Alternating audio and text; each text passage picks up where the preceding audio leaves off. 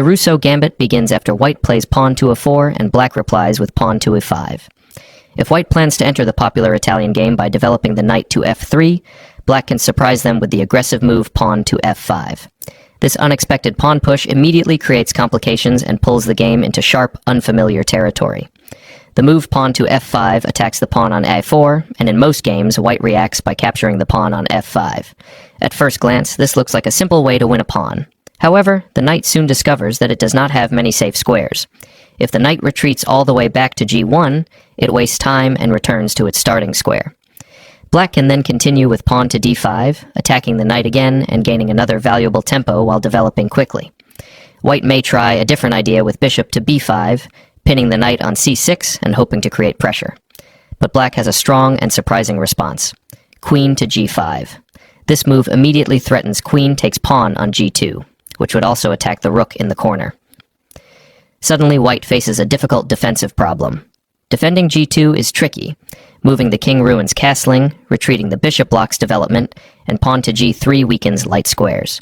White often struggles to find a safe defense. In the game we are discussing, white chose to capture the knight on c6, and after the recapture tried to stabilize the position with pawn to g4. Although white still had an extra pawn, black continued the attack with bishop takes f5. If white captures that bishop, black follows with queen takes g2, and there is no way to save the rook on h1. At this point, white's position is already collapsing. In the final phase of the game, white tried to launch a counterattack, but it actually made the position worse. Black attacked the queen, while the bishop remained safely defended, forcing white to retreat. Soon after, white lost the rook on h1. Trying to create complications, white attempted another counterattack, but it backfired again. Black calmly continued with bishop to e7, improving development and keeping the pressure. White then played queen takes g7, which for a moment looked dangerous. However, black simply responded with rook to g8, bringing another rook into the attack. After queen to h6, black struck with rook takes g1, followed by king to e2. The attack became unstoppable, and the game finished with rook to a1, delivering a decisive blow and completely devastating white's position. Another interesting trap appears if white captures the pawn on f5 and black pushes pawn to e4. Once white realizes the knight has no good forward squares and does not want to retreat it back to g1, they may try the move queen to e2, attempting to pin the pawn and possibly win it on the next move. However, black can simply respond with queen to e7, creating a similar pin and keeping the pressure in the center. Continuing from this position, white often decides to capture the knight. After the exchange, the knight is forced all the way back to g1, losing valuable time. Black calmly continues development with knight to f6. White still wants to develop and castle, but the pawn structure makes it difficult, so white plays pawn to d3, supporting the center and offering a queen trade, hoping for a calmer endgame where the extra pawn could matter.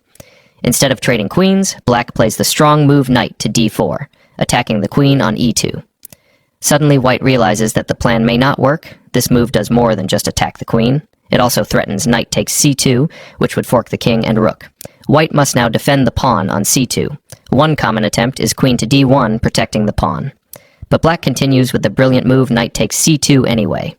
White is almost forced to respond with queen takes knight, otherwise black will capture the rook. However, after queen takes c2, black plays pawn takes d3 with check. This move reveals a discovered attack on the queen while also checking the king. White cannot save both the king and the queen, and on the next move the queen will be lost. At this point the position is completely winning for black, and white usually resigns. In another example, white refuses to capture the pawn earlier and instead chooses a safer approach with pawn to d3. Black continues normal development with bishop to c5. Seeing the diagonal toward the king, white may try an aggressive idea with knight to g5, aiming for threats like knight to f7 or even bishop takes f7. Many players believe black has made a serious mistake and that they can punish the gambit quickly. But this confidence often leads to trouble. After knight to g5, black calmly ignores the immediate threat and plays pawn to f4. This move interferes with the bishop defending the knight and also creates the idea of queen takes g5. Because of this threat, white usually moves the knight. White may still feel confident, believing the attack will succeed, but black suddenly plays queen to h4, creating a powerful threat of checkmate on f2. White might respond with pawn to g3, attacking the queen while still threatening the rook. Black simply slides the queen to h3. If white greedily captures the rook with knight takes h8, it may look like white is winning material. Black launches a strong kingside attack with pawn to d5, sacrificing a pawn to gain tempo and open lines. The bishop can enter via g4, increasing pressure on white's exposed king. After the move pawn to d5, if white captures with bishop takes d5, black continues the attack by developing the bishop to g4, directly attacking the queen. This move increases the pressure and helps bring more pieces into the attack. In many games, white chooses to capture the knight, trying to remove an active attacking piece. This reaction is understandable, because if the knight remains on the board, it might jump to d4 or even f3 later, creating serious threats. However, exchanging the knight does not really solve white's problems. After the exchange, white still has an issue because the queen is under attack. White usually moves the queen to d2 to keep the position together. But even then, black continues with queen to g2, and the attack remains extremely dangerous.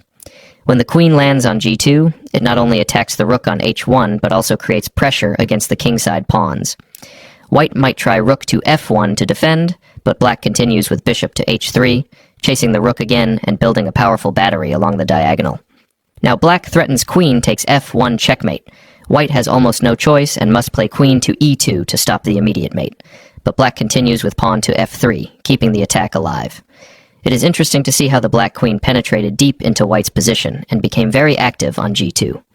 Even though it looks trapped at first, it actually supports the entire attack. When white moves the queen away to escape the pressure, black finishes the game with queen to f1 checkmate. At this point, you might wonder what the correct defense for white should be. The best idea is actually a counterattack in the center. Instead of trying to deal with the kingside threats directly, white should ignore them and strike with pawn to d4. This move was played in the example game. After pawn to d4, black captured with pawn takes d4. Here white made another mistake by playing knight takes f5. This move looks very natural, but it actually allows black to continue the attack with great energy. After knight takes f5, black responded with pawn to d5, gaining an important tempo by attacking the bishop.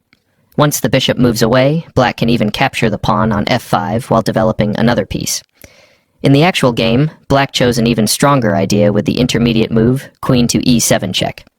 At first glance, it might seem that white can defend the king easily, but in reality, every defensive option is uncomfortable. The square d4 is controlled by black's pawn, so the bishop cannot block the check there. Bringing the bishop back to e2 would place it in a very passive position.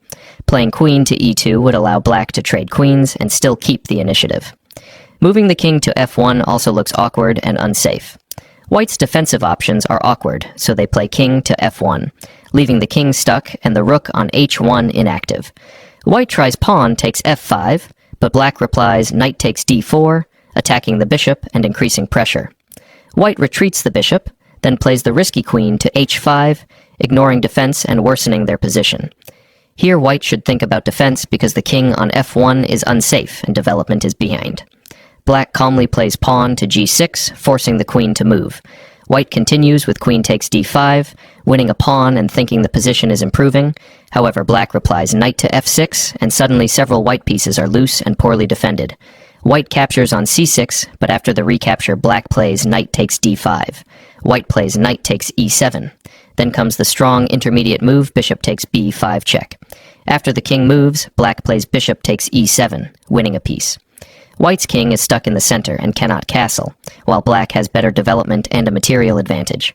The position is completely winning for black, so white resigned.